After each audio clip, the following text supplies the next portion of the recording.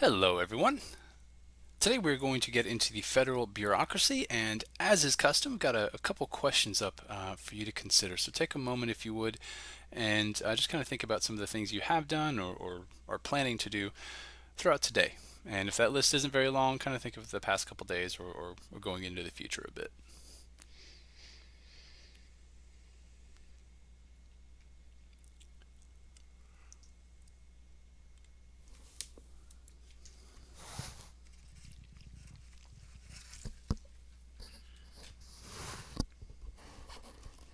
So whatever those things are, um, chances are that other people are going to be involved in some capacity, even if it's that you're planning on sitting at home and binging Netflix or something, right?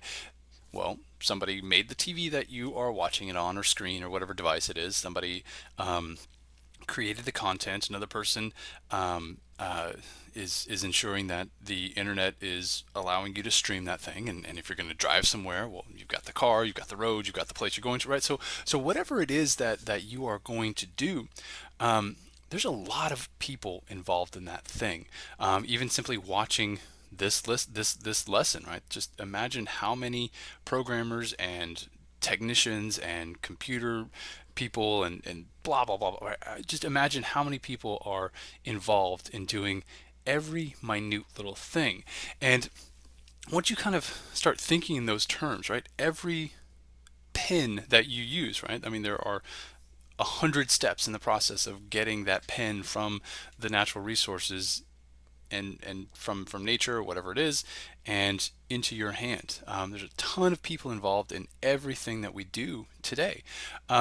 So following our lesson on the presidency, right, we are going to now look at all of the things that help the president to do their job. And one of the major sources of that assistance comes from the federal bureaucracy. Um, if so at the top, right, if people ever complain about red tape or how the government, federal government's so slow, things like that, well, that's they're referring to the bureaucracy, right? So the people that help to kind of carry out the laws and make sure that we all follow them. So at its core, a bureaucracy is just any large complex organization of people. San Jacinto has a bureaucracy. If you have a job, that is tied to a company of some sort, right? There is a bureaucracy. Facebook, IBM, right? All of these companies have large bureaucracies, and so too do governments. In recent decades, the bureaucracy has come to be so crucial of an element of our government that it's often kind of tongue-in-cheekly referred to as the fourth branch of government. This thing that is so important to the workings of government and really, if you want to broaden it out from government, but life as a whole today, right? These things would be impossible to consider without the presence of this bureaucracy. In government today, the bureaucracy takes on a huge swath of tasks. So we've got folks like the EPA, the Environmental Protection Agency, who have mentioned a few times in this semester already. The CIA, Central Intelligence Agency, the Transportation Security Administration, alcohol, tobacco, firearms, right? So these are just kind of a smattering of just some of the very, very large number of bureaucracies that are out there. So kind of judging on, or rather based on my comments already, it's probably pretty clear that the bureaucracy today is everywhere. So again, bureaucracy, those folks who help to make sure government functions, make sure that the laws are followed and enforced, and again, it is spread literally all across the country. So take a moment, if you would, and think of a couple of pros, a couple of cons as to bureaucracy being everywhere.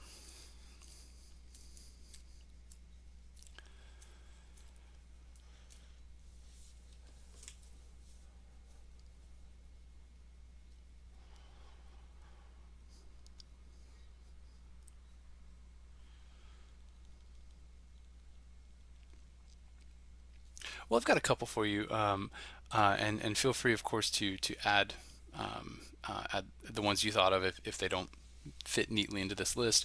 And as a heads up as well, we're going to add another one or two to this pro con list. So if you want to save space in your notes right now, awesome. If not, just add them in later, whatever the case is. So the bureaucracy is beneficial to the United States. because it helps get stuff done, right? The president is not the one who's going out to factories to make sure that their pollution levels are within regulations, and they're not the ones going to food processing facilities to make sure people are wearing hair nets, right? They're not doing that. The bureaucracy is part of the bureaucracy is tied with implementing these regulations. So making sure that hair nets are being worn, right? And if they're not, a company can get fined. So because the bureaucracy is all across the country, it is more able to implement these laws all across the country, right? So it's not as if, well, Texas has a whole lot of bureaucracy, but Oklahoma doesn't have any, so Oklahoma can do whatever they want, right? It's not like that. These laws are enforced, quote unquote, equally across the nation. That being said, bureaucracies are huge. Department of Homeland Security has upwards of 50, tens of thousands of employees under its command.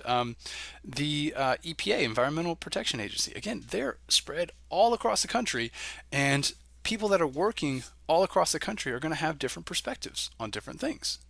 And it will take time for everyone. So if there's a new I don't know if there's some new training that everybody has to take, right, in the EPA, whatever it is. It's going to take a while for all of the employees all across the country to sit down and take that training and to learn the new way of thinking that the EPA wants to encourage. And then it's going to take even longer for those scientists at the EPA to start implementing it in their own thinking processes, right? If ever you yourself have tried to break a habit, it takes a while to change how you think about whatever that habit is.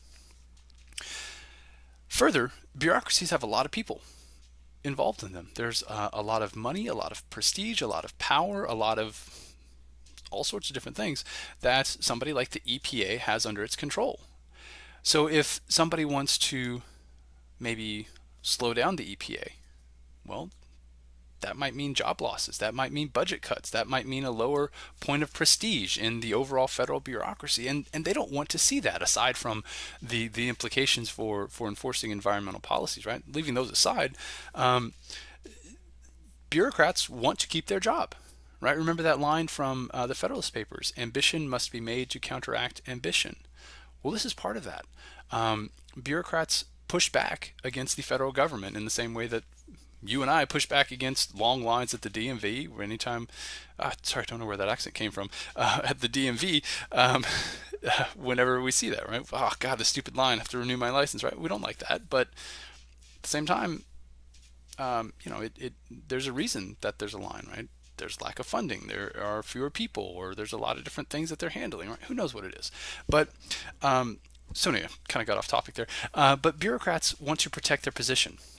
Ambition must be made to counteract ambition.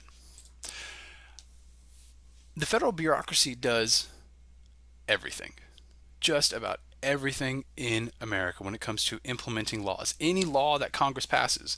So if there is a tax break, if there is a stimulus check, if there is a new road that's going to be paid for and constructed, right? Bureaucracies make sure that that gets done. A lot of times, Congress or even the executive has created different agencies or departments that are tasked with doing a thing, regulating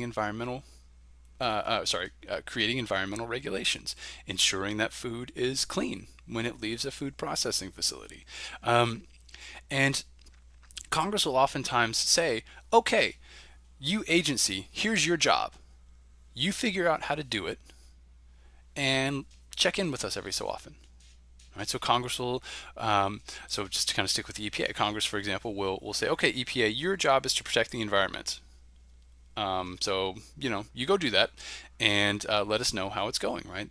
They have a broad room to operate, so the EPA can sort of make its own regulations, enforce its own regulations, and punish offenders. Now, sticking with the EPA, let's just kind of come up with some regulation that the Environmental Protection Agency might come up with, and take a moment and kind of think of what are two pros and two cons that behind this idea of regulating what sort of things can be released into the air, water, or ground. So why would it be a good thing for the EPA to regulate these things? How could it be a harmful thing?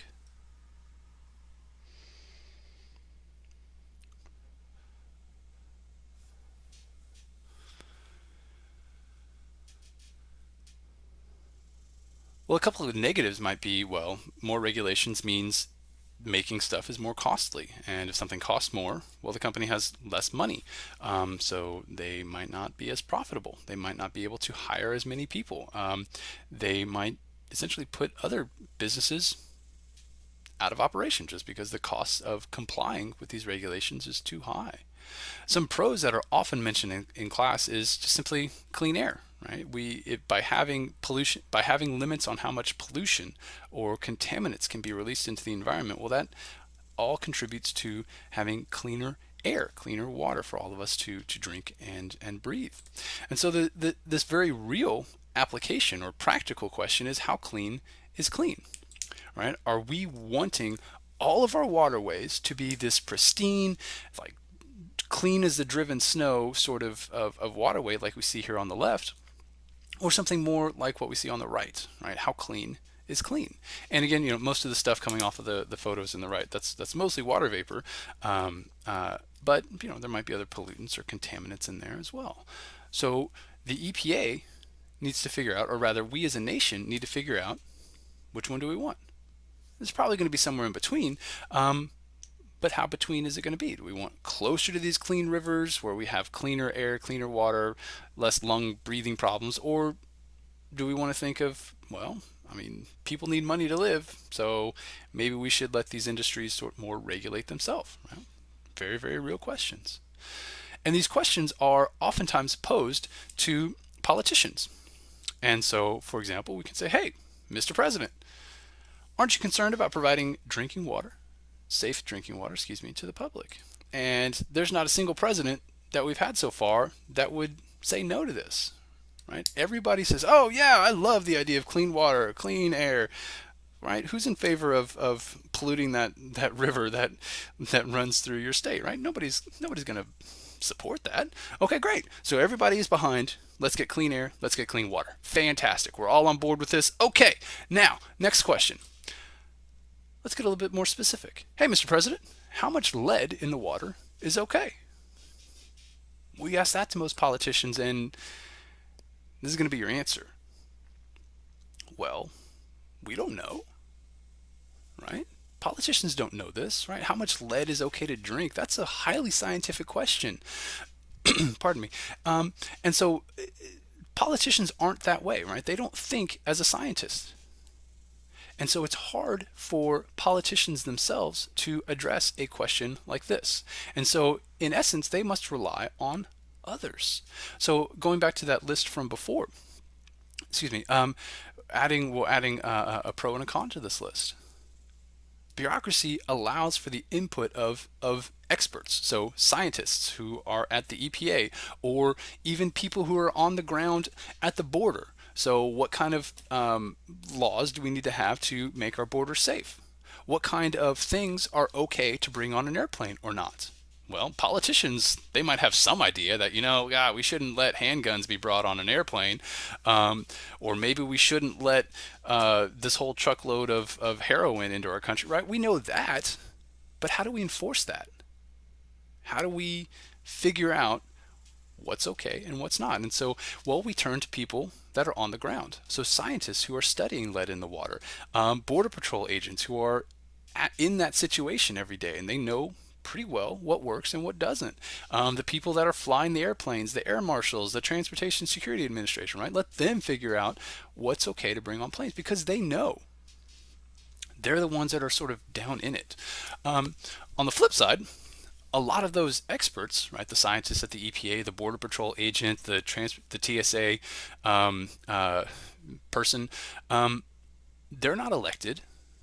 We, as the voters, don't have any control over who gets hired to protect the border or to wave that wand in front of you before you get on an airplane, right? We don't have any control over that. So, in essence, we're losing some authority.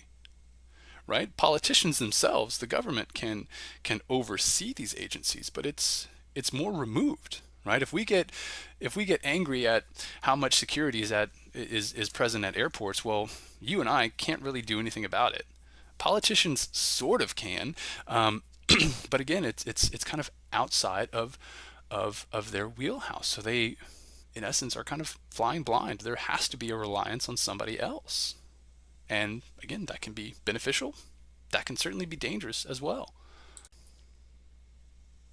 And that being said, um, as I mentioned before, right? Congressmen and women, people in the executive, are probably intelligent, right? I'm not going to go across the board and say that about everybody, but they're smart enough to have gotten themselves elected. They're smart enough to have run their district or their state or their country right well enough, um, but they're also humans. They are limited in their ability to know everything, right? If you ask me a question about government, I could maybe answer it, but if you ask me about how many micrograms or milligrams, I don't even know what the right measurement is of lead in your water is okay to drink or not. Well, I don't know, right? I don't study that. That's not something that I have time or interest to devote myself to. I'm very glad other people are doing that. Don't get me wrong. I love not sucking down a whole bunch of lead every time I go to my tap. Um, but anyway, so these politicians don't know everything, right? They're not going to know everything. And so in some instances, it just makes logical sense to reach out to people who do, right? If you are ever encountering some problem in your life, well, you're not alone, right? You can reach out to somebody who's maybe been through that same problem, or you can reach out to somebody else who can offer guidance. And so in this instance, the bureaucracy is that other person, right? You're reaching out to somebody who knows, who's been through that. Pardon me. So to help the president, to help, yeah, so to help the president execute the laws of the nation, we've got the bureaucracy. And we'll see here that you'll notice that this is a very hierarchical structure. This is a top-down approach. So at the bureaucracy, we've got the president on top, and we talked about the White House office and the executive office of the president. We talked about that during the executive discussion. And then further below them are other elements of the bureaucracy. And we're going to look at a lot of these different types throughout today. But at this point, kind of keep in mind that this is, again, a top-down arrangement. It's tied to that idea of the president being a unitary executive, right? There's one person in charge of all of this. So this means that the bureaucracy is going to be more responsive to the president, to the federal government, than to Texas, or then to the Houston area, or to Congressional District 22, where San Jacinto is, right? The bureaucracy doesn't really care about state level things, right? Their main concern is enforcing federal laws. Now, states can certainly work together. There can certainly be a lot of overlap and cooperation with the federal government, but at the end of the day, the bureaucracy looks to the federal government. And so in this, as a result of that, states are losing some of this authority. So the more power the EPA has to regulate pollution, right? Whatever that means states have less power. Whether or not that's an acceptable thing, again, that's going to depend on your particular perspective on this, and even possibly the question itself. But this is a very real concern, right? The more power federal government has, the less power states have. And so that also means that that power is further away from us, right? Think back to that anti-federalist concern, right? Power that's further away, it's harder to keep an eye on. For the next segment, we're going to get into the four basic types of bureaucracies, and we'll have a couple slides for each of these, so feel free to get them down now, or as we come to them on subsequent slides. But we've got cabinet departments, government corporations, regulatory commissions, and also independent executive agencies. So I'll go ahead and stop this segment, and when we come back, we'll start looking at these different four types. So see you over there.